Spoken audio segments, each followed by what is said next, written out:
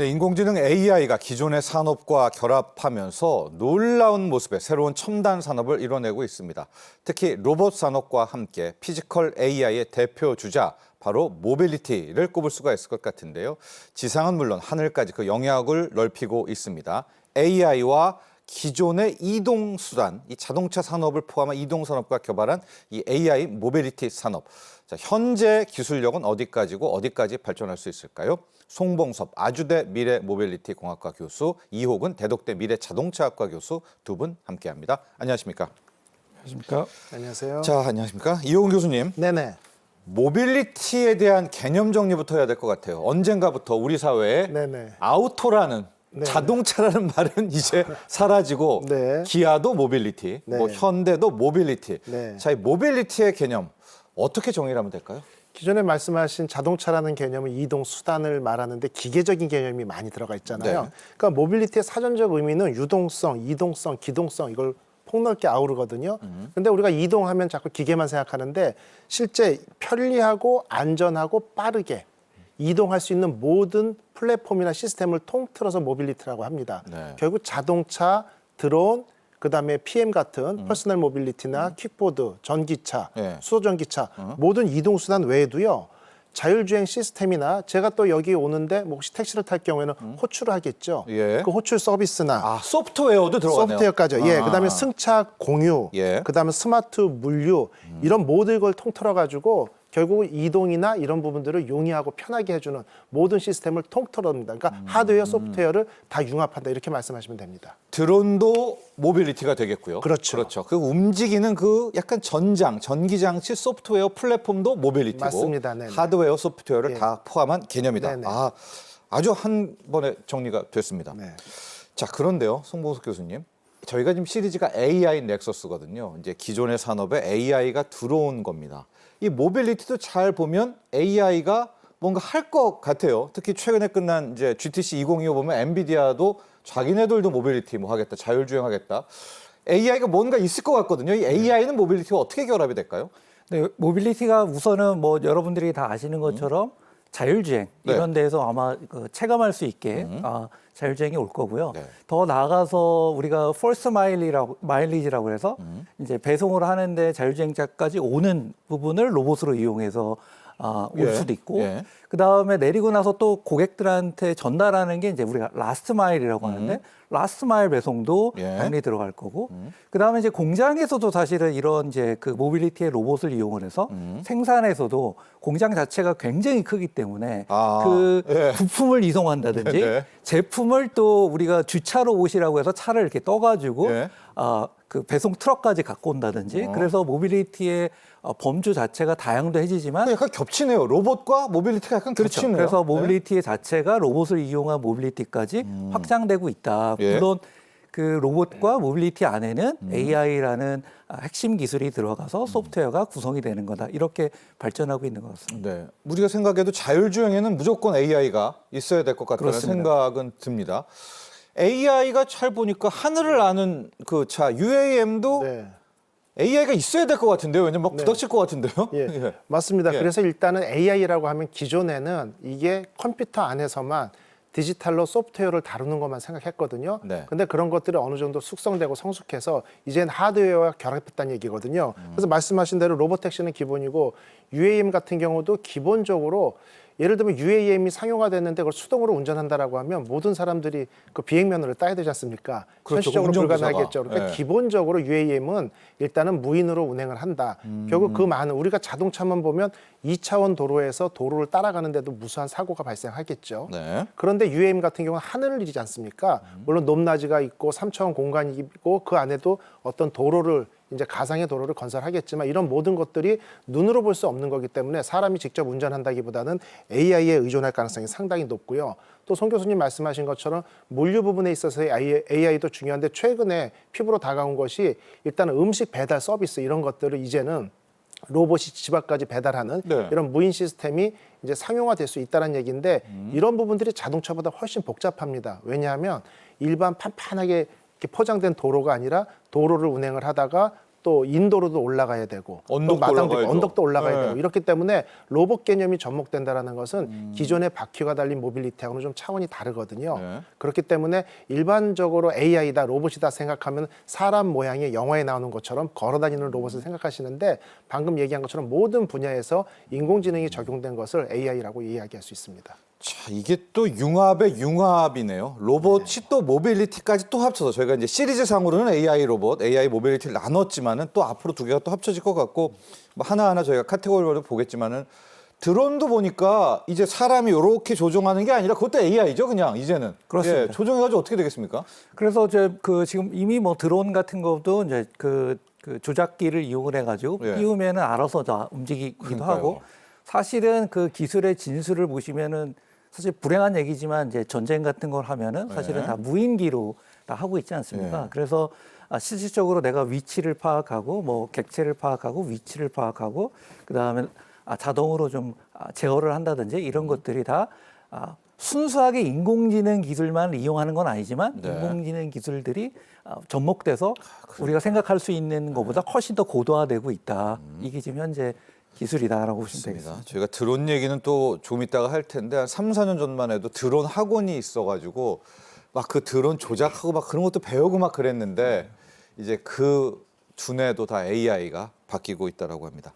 자, 모빌리티.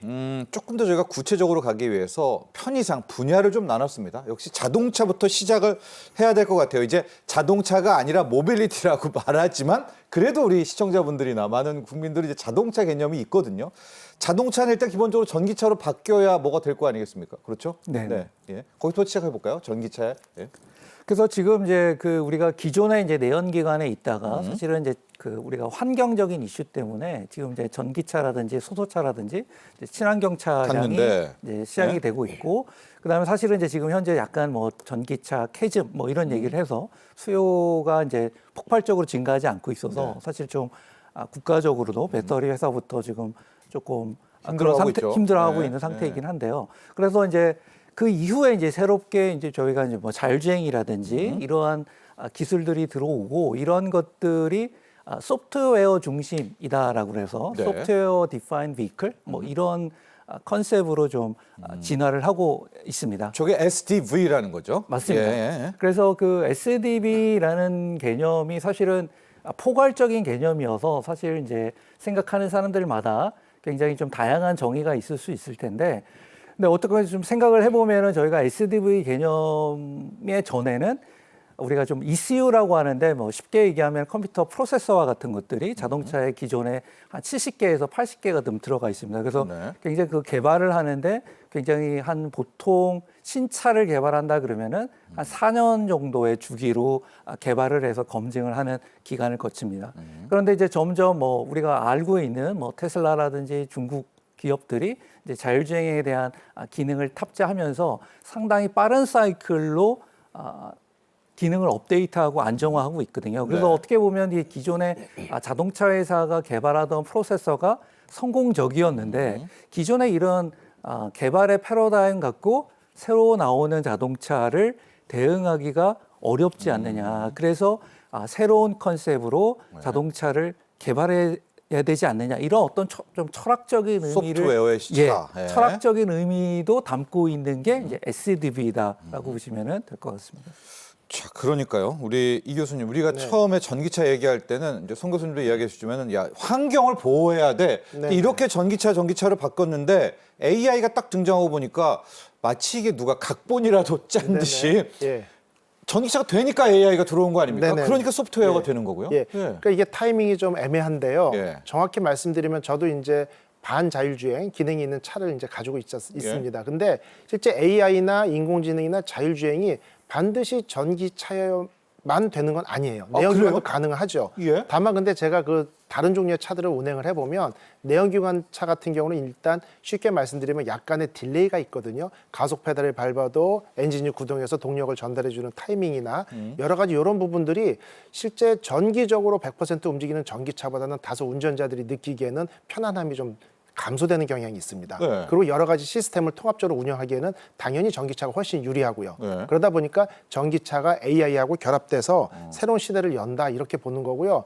우리가 생각하는 것 이상의 어떤 새로운 혁신입니다. 극단적으로 애플이 전기차를 개발하겠다고 이렇게 컨셉 그림 하나 놓고 뭐 파운드리 회사로 기아를 지정했더니 네. 주가가 30%씩 올라갔다 내려갔다 한때 했었죠. 그랬죠. 근데 애플은 자동차를 만드는 회사가 아니잖아요. 그럼에도 불구하고 결국 소프트웨어 중심이다, 플랫폼 중심으로 옮겨가게 되면 어떤 일이 있냐?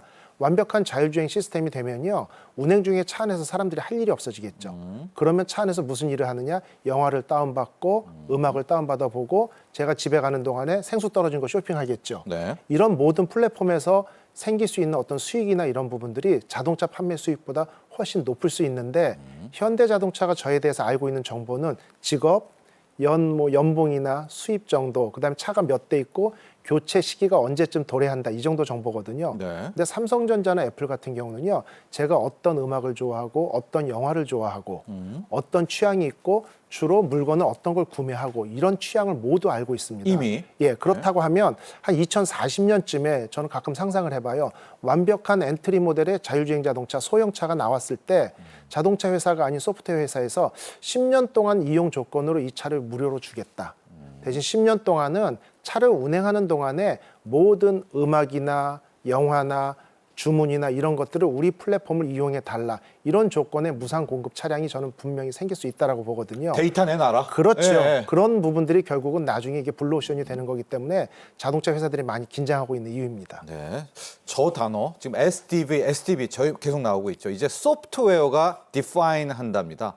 껍데기고요. 그 내부에 있는 이 소프트웨어 싸움이 된다. 이제 이게 미래 AI 모빌리티의 또 하나의 첫 번째인데요. 이야기가 나왔으니까요, 송 교수님. 바로 자율주행으로 들어가 보도록 하겠습니다. 네네. 우리가 확 손에 잡히는 개념은 역시 AI가 두뇌가 돼서 자율주행을 막 시킬 수 있을 거 아니야. 이제 이럴 텐데 중국이 그렇게 잘한다면서요? 미국도 테슬라가 있고 우리는 어떤지 한번 삼국의 자율주행의 현황, 기술 개발의 수준 한번 볼까요? 어떤 정도입니까 지금? 그래서 마침 이제 사실 자율주행 기술이 굉장히 빠르기 때문에 이게 굉장히 자주 체험을 해야 되는데 마침 제가 이제 3월 초에 미국을 방문해서 네. 샌프란시스코하고 그다음에 라스베가스, 그다음에 현대차가 있는 아틀란타 이 세 군데를 좀 보면서 출장을요? 이제 다녀오셨군요. 가서 이제 5개 예. 정도의 그 모빌리티 운행하는 걸 좀 체험을 좀 해봤습니다. 그래서 샌프란시스코에서 널리 다 알려져 있는 그 웨이모하고 그다음에 테슬라 FSD 있죠, 웨이모. 그것도 좀 비교해서 이제 네. 12 버전하고 13 버전, 13 버전, 12 버전 같은 것들을 체험을 했었고, 그다음에 좀 아마존에서 또 이제 지원해서 차를 기존의 승용차가 아니라 이제 새롭게 예쁘게 만들어서 이제 죽스라는 회사가 있습니다. 그래서 아마존이 투자를 하고 이게 이제 그 자율주행 모빌리티를 만들고 있는 아마존 카. 예. 네, 맞습니다. 예, 예. 그래서 이제 거기도 이제 듣기로는 이제 올해 라스베가스에서 이제 네. 런칭을 하려고 하고 있고, 그래서 이제 다양하게 좀 경험을 좀 해봤는데 느끼는 바는 네. 아까 뭐 SDB에서도 말씀드렸지만 그 굉장히 빠른 속도로, 그러니까 저는 이제 뭐 학자니까 개발을 하고 있는데 제가 생각하는 속도보다 훨씬 더 빠르게 진화하고 있다. 이제 이게 느꼈던 바고, 네. 중국에 대한 부분은 아직 제가 최근 출장을 안 갔기 때문에 이제 뭐 학계에서 들은 바라든지 많은 사람들이 요즘 체험을 하고 와서 이제 그 경험을 공유하고 있는데, 이제 그거에 준하면 조금 그 미국 거보다는 좀 어그레시브하다. 조금 이렇게 무섭다라고 무섭다. 느껴진다. 예, 예. 근데 그 마찬가지로 미국에서 느꼈던 거는 웨이모하고 테슬라도 약간 그런 느낌이거든요. 웨이모는 좀 편안한 느낌. 주무실 수 있나요 혹시? 웨이모라면? 저는 이제 구글카. 예. 그런데 만약에 이제 그 웨이모가 내 차라면 한 이틀 정도 타면은 졸릴 것 같아요. 아 예.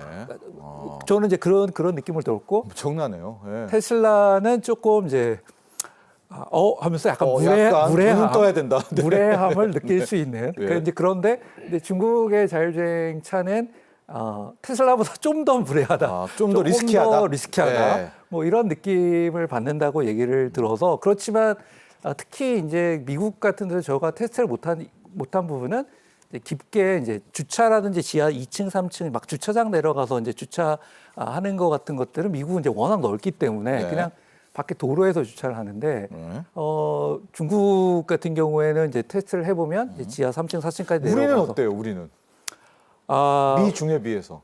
우리나라에 대한 부분은 아까 비교가 좀 안 되나? 아직까지 좀 활성화가 안 돼 있긴 안 한데 됐구나.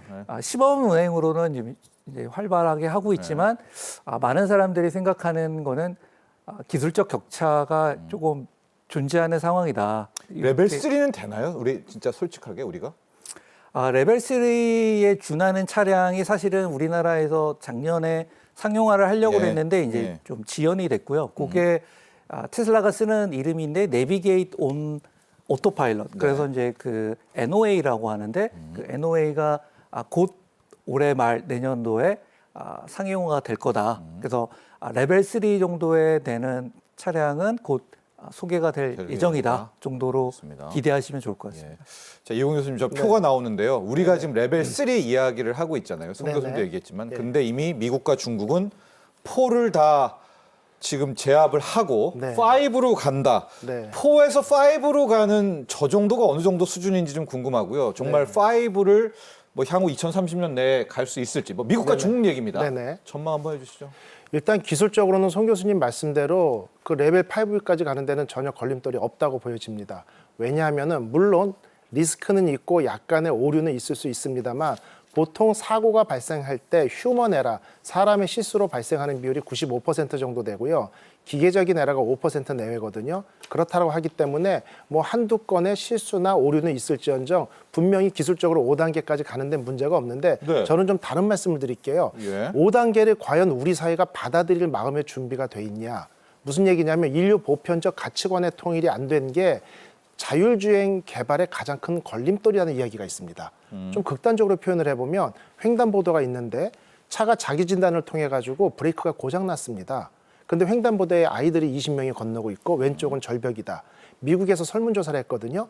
완벽한 자율주행 5단계 프로그램을 프로그래머가 어떻게 짜야 되느냐 했을 때 94% 정도가 절벽으로 떨어져서 한 사람만 희생시키고 20명을 살려야 된다라고 설문에 응답을 했어요. 그런데 여러 가지 설문 단계를 거치다가 마지막에 그런데 그 차를 당신 가족이 탈 건데 어떻게 하겠습니까 했더니 47%만 절벽으로 떨어지다 프로그램하고 나머지는 운전자를 최우선으로 보호했으면 좋겠다라고 설문이 바뀌었거든요. 네네.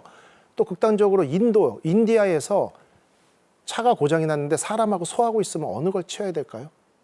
인도는 아마 그렇겠죠. 예, 인도는 그러면 그렇게 프로그램을 할 것 같은데 프로그램을 사람 치라고? 소를 최우선으로 보호하라고 네. 프로그램 해야 된다고 요구를 하는데 현대 기아에 근무하는 그 연구원들이 그런 프로그램을 짜는데 아주 성의껏 흔쾌히 동의할지를 한번 생각해 보실 문제가 있는 거죠. 네. 결국은 지역별, 나라별, 문화별 가치관의 차이가 오히려 큰 허들이 될 수 있는 거고요.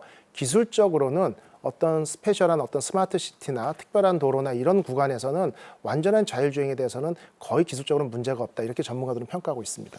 그러면 자연스럽게 미국과 중국은 이미 우리가 꿈의 단계라는 5단계가 된다고 이야기를 하신 거잖아요. 네네. 그런데 이런 사회적 규범이라든가 어떤 국민들의 함의가 중요하다면 중국이 더 압도하는 거 아닙니까? 그러니까 중국의 자율주행이 훨씬 더 빠르고 더 잘 되겠는데요? 그게 가장 한국이 우려하는 바입니다. 무슨 얘기냐면 예. 데이터가 많이 있어야 AI를 통해 가지고 분석을 하고 가장 안전한 차량 개발에 접근할 수가 있거든요. 근데 한국이나 미국 같은 경우는 당연히 그런 규제가 상당히 심한데 중국 같은 경우는 정부의 주도하에 나라의 미래 블루오션이다 해가지고 많은 부분들을 정부가 케어해주고 많은 정보들이 외부로 차단되는 부분들이 있거든요. 네. 전기차만 해도 전 세계 판매되는 전기차의 62%가 중국에 판매되거든요. 네. 제 지인들 보면은 거의 매일 불이 난다고 합니다. 근데 외부에서는 그런 정보를 받지 못하고 있죠. 정부가 막아주는 거예요, 그렇죠. 공산당이? 예. 그다음에 아. 중국 가가지고 그 로봇택시를 타본 사람들 같은 경우는 한 5분 정도의 짧은 거리를 로봇택시를 운행을 하는데 끼어드는 타이밍에 사람하고 다르게 모든 차들이 안전하게 비켜줄 때까지 기다리다 보니까 시간이 2배 이상 소요된다라는 불편함을 호소했거든요. 예. 근데 그럼에도 불구하고 정부가 추진하고 밀어붙이니까 그런 것들이 계속 차가 운행을 하면서 각종 많은 빅데이터를 수집을 하고 그런 것들이 나중에 상당히 큰 경쟁력이 되는 거거든요. 네. 그래서 이런 부분에서는 중국이 앞설 수밖에 없는 어떤 구조적인 조건이다 이렇게 볼 수 있습니다. 거기다가 좀 더 우려가 중국은 딥시크라고 AI를 또 자기네 걸 또 탑재할 거 아닙니까? 네. 자기네 BID에 딥시크까지 하면은 글쎄요 더 빠르게 이 자율주행 부분에 있어서 튀어나갈 것 같은데 송 교수님 정부가 2027년까지 우리 4단계 수준까지는 달성하겠다라고 이야기는 했습니다만 그럼 이제 우리가 3단계도 지금 확실하진 않잖아요. 2027년까지 4단계 걸림돌은 뭘까요? 어떻게 하면 갈 수 있을까요?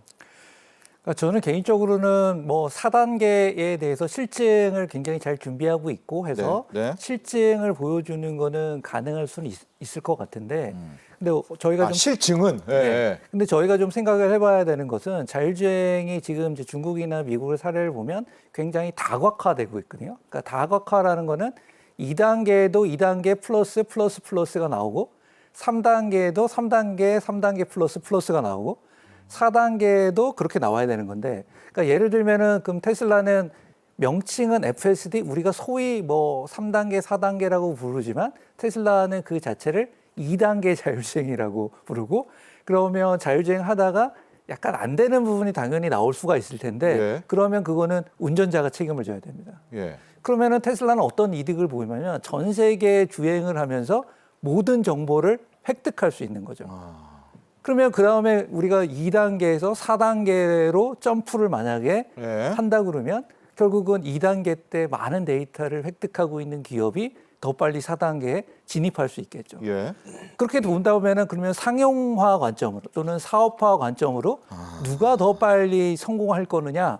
그러니까 이런 관점도 저는 좀 살펴봐야 된다고 생각을 하고 있고 네. 단순하게 이제 뭐 이렇게 우리가 아까 레벨도 얘기했지만 꼭 레벨 4를 구현한 게 굉장히 최첨단의 기술을 갖고 있는 것, 즉 레벨 2를 구현한 기업과 레벨 4를 구현했을 때 레벨 4를 구현한 기업이 기술적으로 훨씬 우수하다.